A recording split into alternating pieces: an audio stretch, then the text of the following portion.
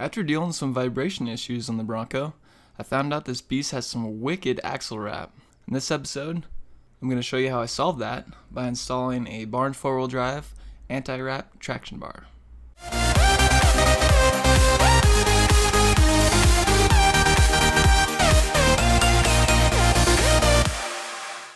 Since this is a kit, I did want to go over what is and what isn't included. At the time of making this is not a sponsored video. However, Barnes 4-wheel drive, if you like this, hit me up. You guys got good stuff. First off, you get these D-Bird pre-cut bushing housings, which are 1.5" ID and 2" OD, which makes for a 1/4" wall, which is pretty beefy. You also get brackets for the Crossmember bushing. There were small burrs on the inside of these, which I had to kind of grind out to get them to slide over the bushing housings. The kit also comes with all the bushings you'll need for this application, and you can buy replacements from Barnes 4-wheel drive. This kit also came with weld-on axle brackets, bushing sleeves, metal for the shackle, a heim joint, and the weld-in bung for the heim joint. Things you'll need to purchase are 1.5" ID tube to make the traction bar. There are also no nuts, bolts, or washers with this kit, so you need to source those for both the traction bar and the crossmember. You also need to get supplies to fabricate your crossmember. I'll provide a list of fasteners I used in the description. I strongly suggest ordering your fasteners ahead of time because you can only find the bolts you need at industrial fastener supply stores, which are expensive and typically only open on weekdays during normal business hours. Alright, so after I got all the parts I needed and was ready to start fabricating, the first thing I did was I went underneath my truck and measured the axle tube diameter. On my truck, the axle was 3.265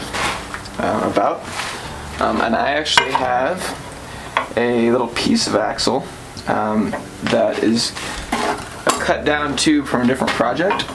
So what I'm going to do is I'm just going to trace the outside of this piece and match it up because I have the piece. If you don't, you can, whatever dimension you get, you can, use like a protractor or something and make a piece of cardboard, lay it on here and trace it out. But since I have this, I'm going to go ahead and use this.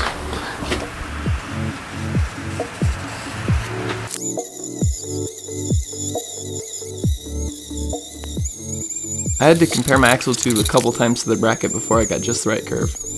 Once I was finally satisfied with the curve on the bracket, I transferred the curve to the other bracket and then ground it out to match.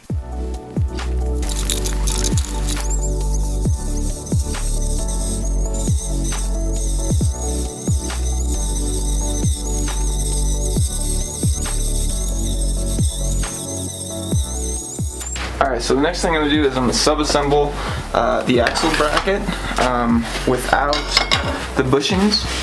Put these guys in here too.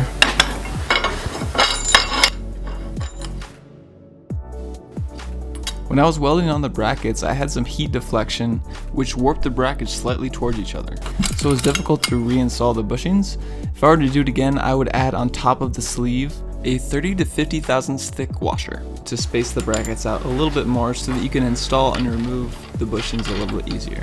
I'm stacking washers underneath the nylon Locknut so they don't damage the nylon ring before final installation.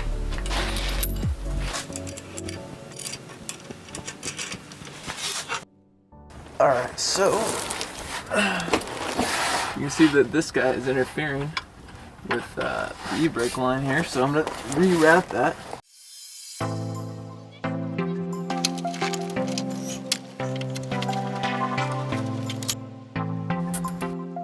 Here I'm zip tying the e-brake cable to get it out of my way. This is just temporary, I'll think of a better solution later. I set the bracket on the axle housing as close as possible to the center section without having issues welding, also not too low as to cause issues with ground clearance. I also tried to align the bottom bracket hole with the pinion so that it would act somewhat like a pinion skid plate. Now to prep the surface so I can get a good weld.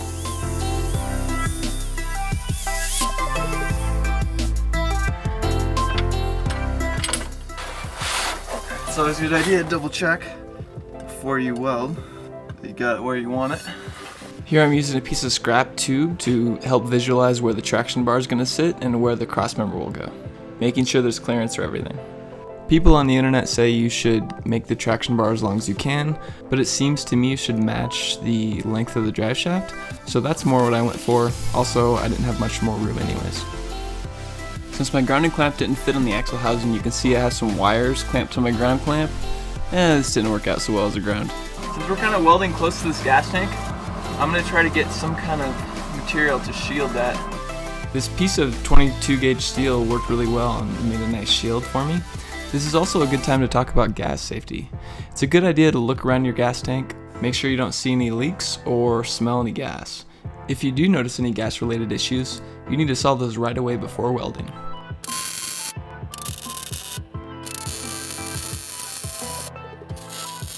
I wasn't getting good ground connection with my wire setup, so to finish this job I welded the wires to the axle housing. I think next time I do this I'm going to make my own ground clamp from some cheapo pinch clamps.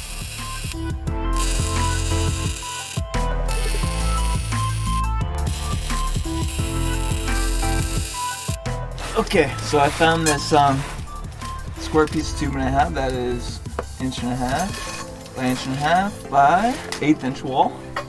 Looks like 37.5. So we'll cut this guy to 37.5. I cut my tube to length and cut out some 1.5 by 1.5 1/4 inch squares and tack them onto the ends of the tube to help me kind of mock up where the drill holes would be located.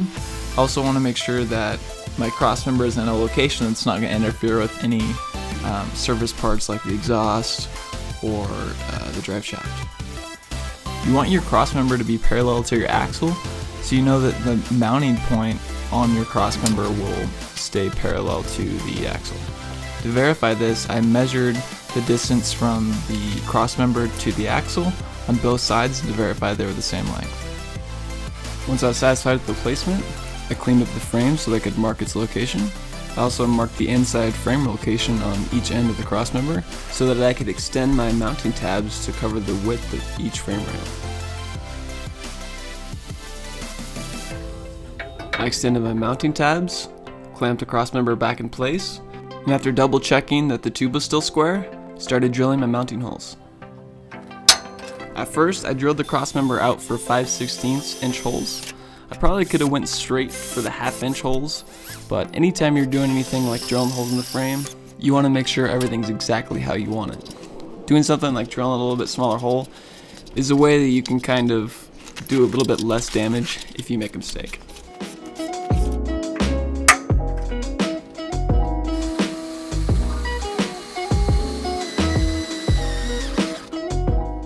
Now that I have 2 alignment holes drilled, I'm going to take the cross member down so I can re-weld and bend one of the tabs to better match the contour of the frame. Wow, so this guy actually came clean off. Tried to flex it too much is what happened.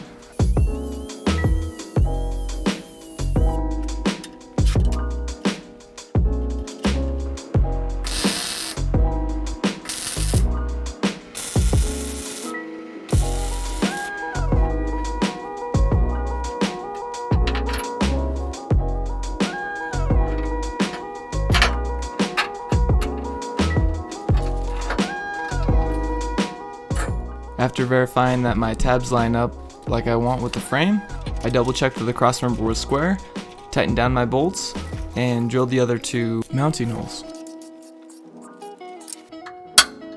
Now I could take the cross member down, fully weld in the tabs, and add some gussets. Taking stuff off, re-welding, cutting, adjusting, there's a lot of where your time goes. And this kind of thing sneaks up on you. It's 9 o'clock, 10 o'clock, eventually it's midnight and you still got some more metal to cut, weld, and grind. Which, if you're me, it's not really a problem, but just fair warning, it takes a while. I think these gussets are really going to strengthen the attachment point. Off-Road Design has a version of this that actually has the mounts wrapped on the outside of the frame rails, and the bolts come in from the side, which I think might be a slightly better design. I didn't see it till after I had created this cross member. But I think if you're going to mount a cross member with bolts from the bottom like this, it's a good idea to add these gussets. Now that the cross member is all welded up, I can mock up where the shackle mount's going to go. Not sure how well you're going to be able to see. basically, it's gonna go there. And this is gonna go above it vertically. We want it to be about 90 degrees. So something like that. Let's call it 33. So I'll cut a tube 33 inches. So I'm measuring out 33 inches plus half the width of the tube I'm using because I have to cope one of the ends. 33 plus half of 1.75 is 33.875. To get a square cut on the tube, I'm using the masking tape trick.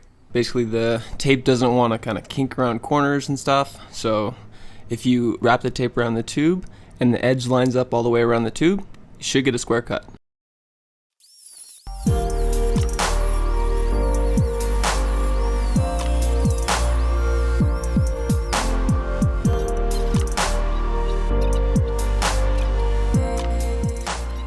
Now it's time to notch the tube. A friend of mine told me the Harbor Freight tube notcher isn't actually that bad.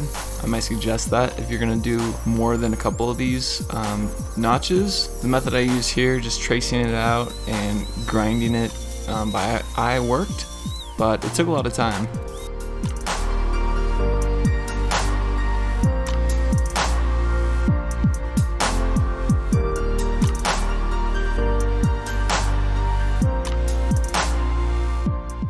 Here's a quick overview of how I align the bushing housing. First, you want to make sure that your bushing housing is aligned side to side, like this way and this way. The way that I kind of made sure that happened is sometimes you'd wall out more on this side or wall out more on this side, kind of grinding back and forth, is if you take kind of a straight piece and you kind of look down at that gap right there. Now you can measure it if you had more hands. But I kind of eyeballed it. I think for what I'm doing, it doesn't need to be exact. And then you do the same thing on the other side, and you look at that gap. So that's one measurement you want to make sure it's lined up. That this hole is in the kind of the center line of this tube. The other one is you want to make sure that it's relatively flat. And it looks like I might need to do a little bit more work on this guy. You can see on this side, towards the end, there's a little bit more of a gap. And so on the bottom side, you should see the opposite if that's true. Yes, it's a little bit closer. So it looks like I need to do a little bit of work on that part. But basically, you kind of work back and forth, knowing those two things. And so now what I'm going to do is I'm going to grind a little bit more from the top side, so that hopefully you get a little bit closer to flat.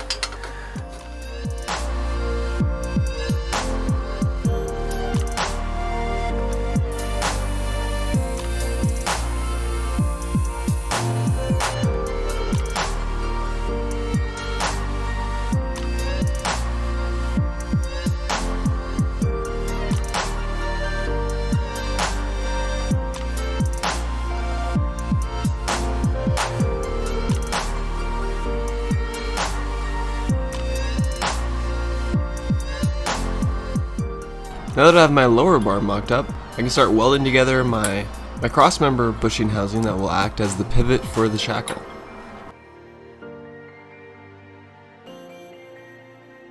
I spaced one side bracket tab off of the end of the bushing housing using the opposite side tab, and for the other side I used washers to space it off the end. Letting the bushing housing stick out a little bit from the tab gave me a good lip to get a weld on from the outside, rather than mounting it flush to the end of the bushing housing. You also want to make sure the flats on your tabs are parallel with each other, so everything is up square when you're done.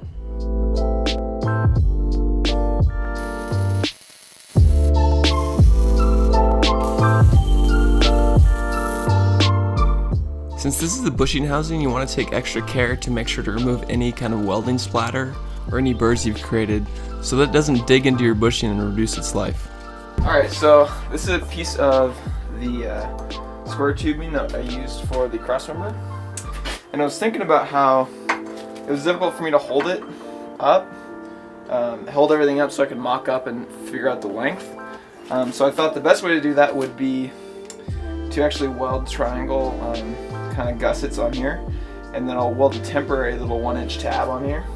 Just tack it on there so I can kind of just C-clamp it up there, and then it'll be giving me a better idea of how long everything needs to be. Okay, so it looks like 1.25 inch gussets.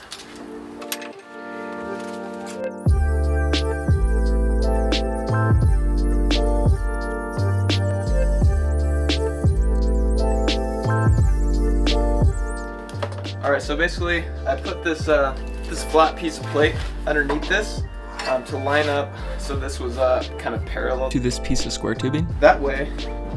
I'm going to weld these gussets, to these brackets here, and then I won't weld it to this tube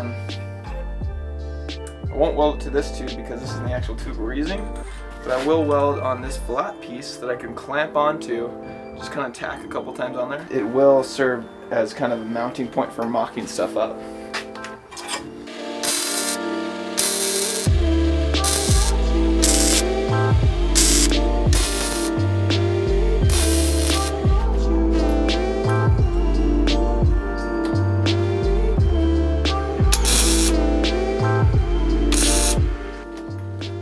Alright, so now that this guy's dry and cool, this is going to kind of be my alignment bar. It's going to go from the bracket on the axle to the crossmember.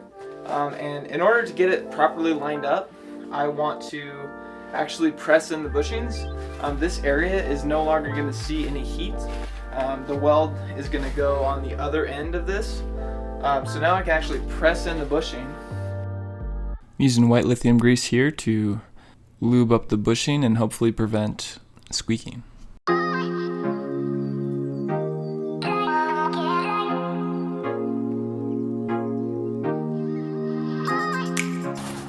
so the first goal, try and fit this in here, which is going to be difficult because I had it shrink on me a bit. Alright, so in hindsight, I probably should have added an extra, just a hair of a space. To counteract the potential warping. But without the benefit of hindsight, I have to kind of go where we're at. So what I did was I made this cut down bolt and a nut with a piece of tube welded on it. It's kind of hard to see in this light. Basically I welded a piece of tube onto this nut, cut the bolt to length so that it could it's kind of just flush there on the end, and then so I can have room to slide it in, and then you can kind of get it started just by hand past here. And it acts to spread the brackets so that I can install my bushing.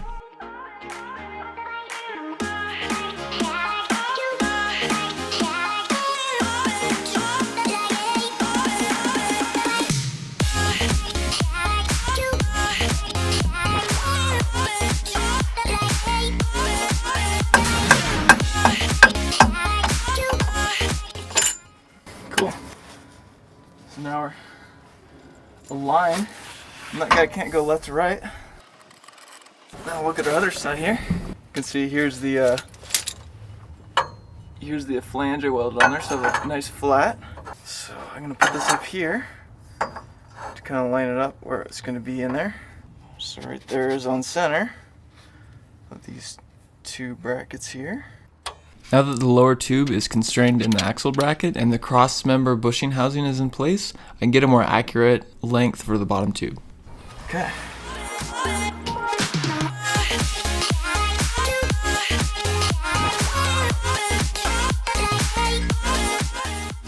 So basically, now I shorten this guy up. I got it inserted into this guy. It's close to a 90 degree, not quite perfect, but I can always, screw this out a tad, so it's not the end of the world. And I got this guy centered up right where this wants to go. So I'm gonna go ahead and mark the location of this guy, so I can go ahead and take it off and weld it up. Before I took out the crossmember to weld it in the bushing bracket, I drilled out the holes for my 1/2 inch grade 8 hardware.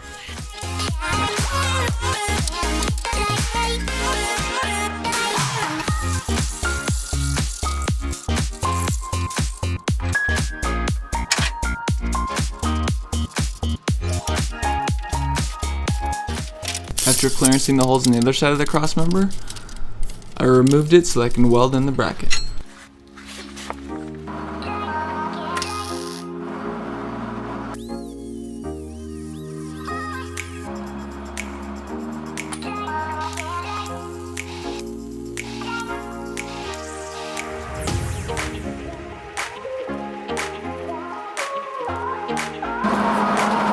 Alright, so now I'm going to weld in this piece, the bung. Got it oriented kind of the way I want it to be. And it doesn't really matter because this can swivel slightly. What I'm going to do is, first I got this side chamfered all up, ready to kind of lay a nice weld all the way around. We're also going to put a rosette weld kind of in the middle of where this bung is. Just eyeballing it right there.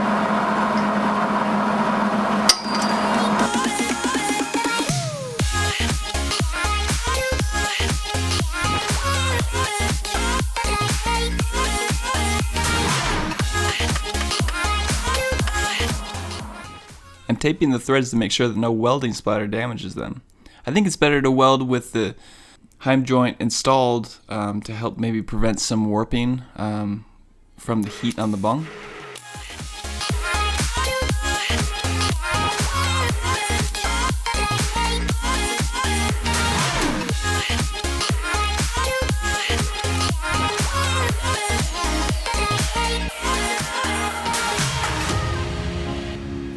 Now that the bracket's cooled off, I can insert the crossmember bushing.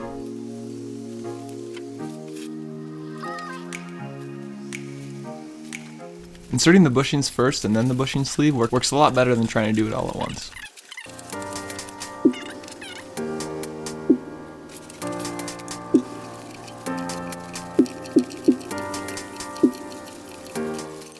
After my crossmember and bottom tube were done, I measured the length of the top tube and made a rough cut. I then coped the top tube with the same slow process I used on the bottom tube.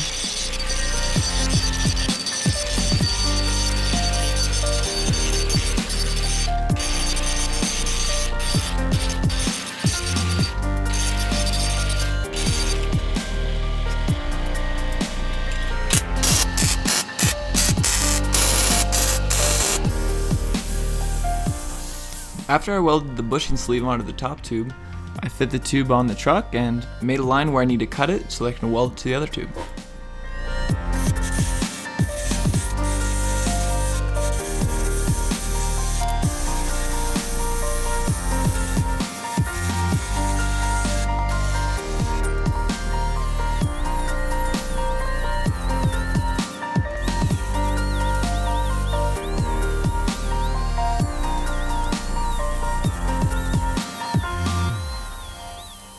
Once I got close marking up the tube notch, I went ahead and pressed in the bushing so I could continue fine-tuning the cut.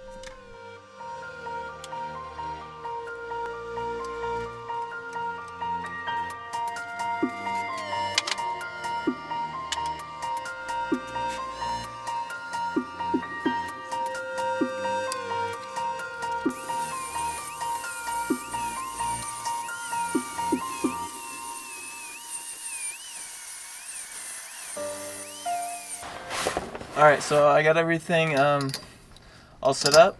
I got my, everything's bolted completely up. That way, you know, if this is the last triangulation piece, so I want everything kind of where its natural state. I don't want to accidentally force something into place. Like if I go over here, if I try to push this tube over, I can. But I want it to be, you know, right where it's sitting in its natural state.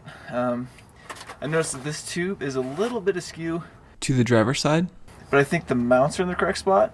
Really, this just triangulates it, so as long as the mounts are kind of parallel with this mount, everything should be okay. There's a little bit bigger gap than I'd like here, but I think I'm going to just go for it.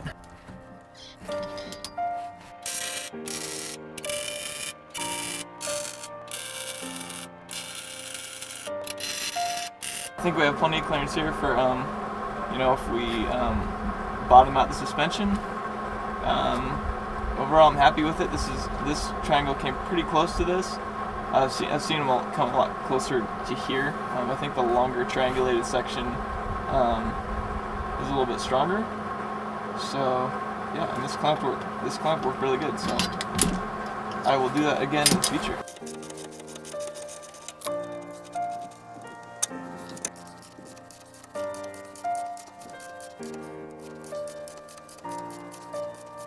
Alright, so this gap right here. So I was thinking about it, how we're going to address this, and I don't use this method often, and I wouldn't say it's necessarily recommended, but I've used it before and had success. And basically what I'm doing here is I have this piece of scrap metal. It's steel, it sticks to a magnet, steel. Anyways, I'm going to put that in there, and then there's still, you can see on both sides of it, there's going to be room for a good weld, especially because this is round. So yeah, it's going to make a good thing to weld to. The best thing obviously would be to cope this more correctly, but since it was a little bit askew, it would have taken a long time. It would have been a lot shorter of a piece, or I would have had to change the attachment to the other side, and I just don't have the time for it right now. So this is what I elected to do. Like I said, not recommended necessarily, but I've used this, it works. It doesn't look pretty, but it's always worked for me.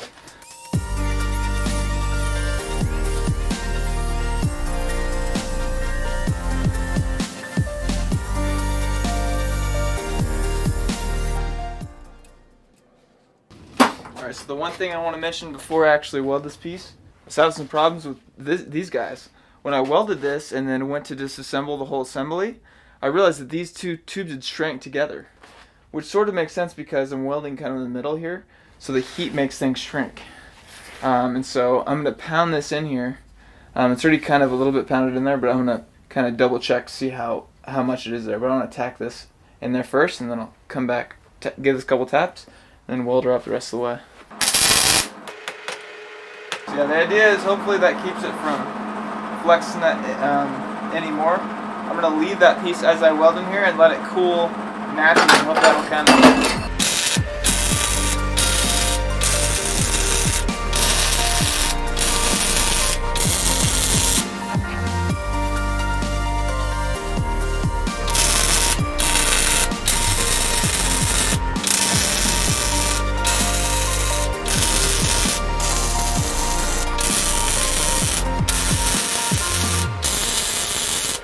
this should be good. I'll leave that piece in there and let it cool naturally. Alright, so I went ahead and made this little cap. It's not meant to strengthen this piece, just meant to cap it off because I don't want it to rust, and I can't obviously paint in the inside of the tube.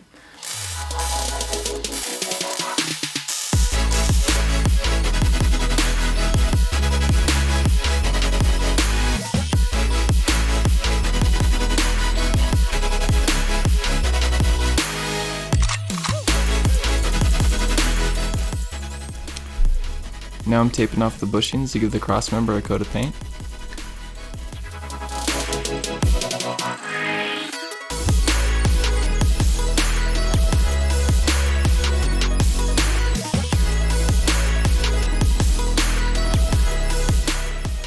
Alright, so the last step after you got everything painted up And assembled. is tighten this jam nut. Nice. Time to take her for a test drive, and you can see how much of an improvement the traction bar made. Really, it's hard to see much pinion angle deflection with the traction bar installed. On the right, you can see just how bad the axle wrap was by how much the pinion bobs up and down. I haven't tested how the articulation works with this traction bar, but I've heard these allow for a lot of flex. Better than a sway bar, for example, because there's articulation built into the heim joint. That's definitely something I want to test, and the fact that it acts as a skid plate for the drive shaft is also really cool. Overall, I'm really happy with how it functions. So if your truck has some axle wrap, and you want something that's going to act as a drive shaft skid plate a little bit, this might be a good solution for you. However, it is a ton of work. There's a lot of going back and forth, welding, checking. You also have to get all the materials separately for your crossmember, and all the hardware. So it's more expensive and labor intensive than you might expect. So if you're willing to do that, go for it. I think it's a good product and works really well. If you like this video and want to see more content like it, please like and subscribe. It really helps the channel out. As always, thanks for watching.